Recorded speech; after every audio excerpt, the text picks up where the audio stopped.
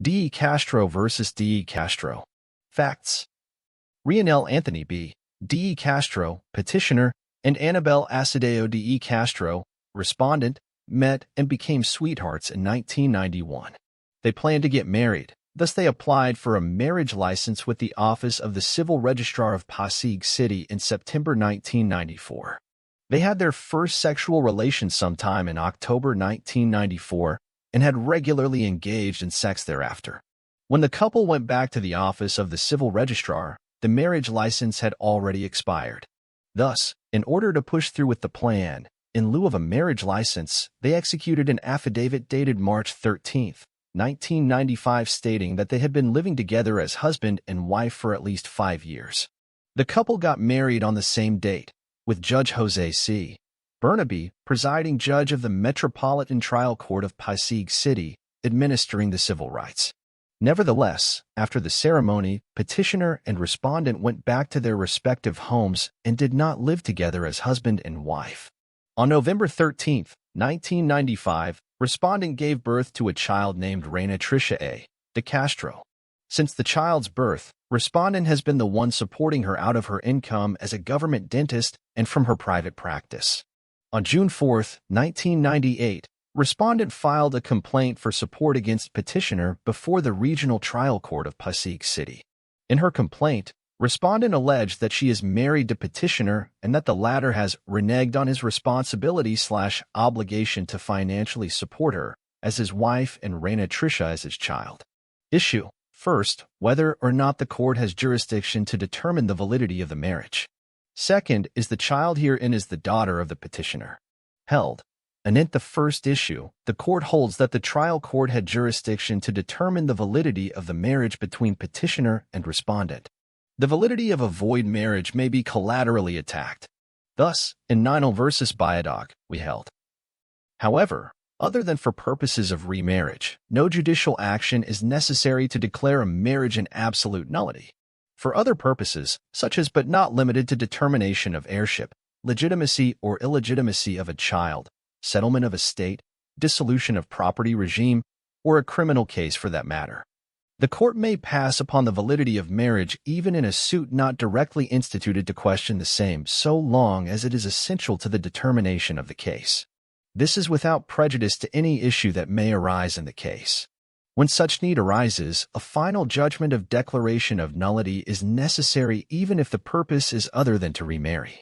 The clause, on the basis of a final judgment declaring such previous marriage void, in Article 40 of the Family Code connotes that such final judgment need not be obtained only for purpose of remarriage. Likewise, in Niñal Carino versus Ucarino, the court ruled that it is clothed with sufficient authority to pass upon the validity of two marriages despite the main case being a claim for death benefits. Reiterating Niñal, we held that the court may pass upon the validity of a marriage even in a suit not directly instituted to question the validity of said marriage, so long as it is essential to the determination of the case. However, evidence must be adduced, testimonial or documentary, to prove the existence of grounds rendering such a marriage an absolute nullity. Under the Family Code, the absence of any of the essential or formal requisites shall render the marriage void ab initio, whereas a defect in any of the essential requisites shall render the marriage voidable. In the instant case, it is clear from the evidence presented that petitioner and respondent did not have a marriage license when they contracted their marriage. Instead, they presented an affidavit stating that they had been living together for more than 5 years. The falsity of the affidavit cannot be considered as a mere irregularity in the formal requisites of marriage. The law dispenses with the marriage license requirement for a man and a woman who have lived together and exclusively with each other as husband and wife for a continuous and unbroken period of at least 5 years before the marriage.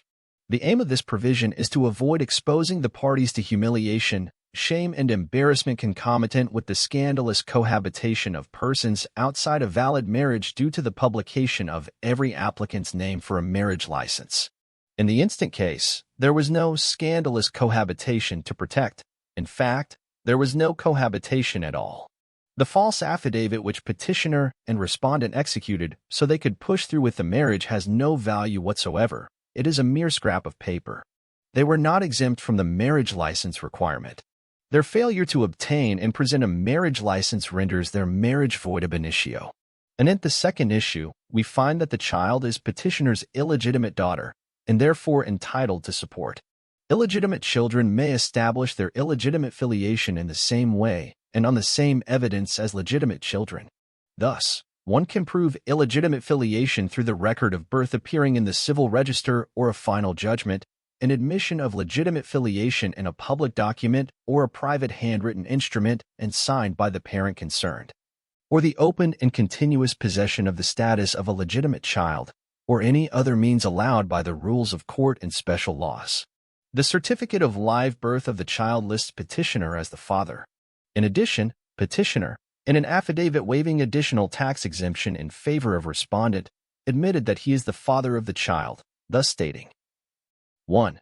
I am the legitimate father of Rihanna Tricia A. D. Castro, who was born on November 3, 1995 at Better Living, Parañaque, Metro Manila. We are likewise inclined to agree with the following findings of the trial court.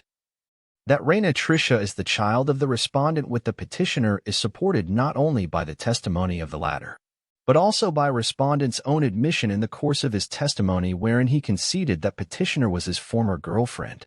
While they were sweethearts, he used to visit petitioner at the latter's house or clinic. At times, they would go to a motel to have sex. As a result of their sexual dalliances, petitioner became pregnant, which ultimately led to their marriage, though invalid, as earlier ruled. While respondent claims that he was merely forced to undergo the marriage ceremony, the pictures taken of the occasion reveal.